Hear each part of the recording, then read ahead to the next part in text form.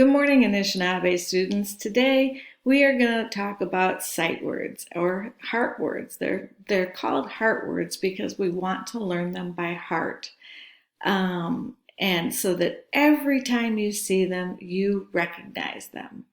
The one word we're going to work on today is the word said. Said rhymes with a couple of different words. It rhymes with bed, it rhymes with head. So, and there are things that we automatically hear or recognize when we hear the word said. We hear the first sound. It has how many phonemes? It has, first of all, let's talk about the number of phonemes. Said has s, e, d, said. It has 3 phonemes. So I'm going to pull down 3 tiles. S is the first sound I hear. Eh is the second sound I hear, and D is the last sound I hear. I'm going to move these over here just a little bit. Okay, now let's see what we know in the word said.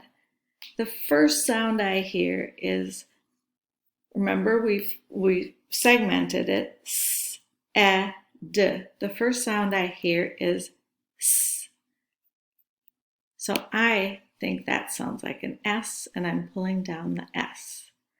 The last sound I hear it is S, E, D. What do you hear? I hear a D. So I'm going to pull down the D.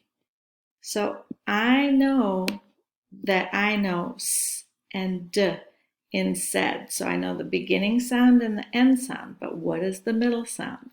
And that's the part that we have to remember. The middle part is made up of 2 letters, A and I. So said is spelled S-A-I-D. So when you see it, you know it, that it is the word said. These 2 vowels go together and they make that F sound in said.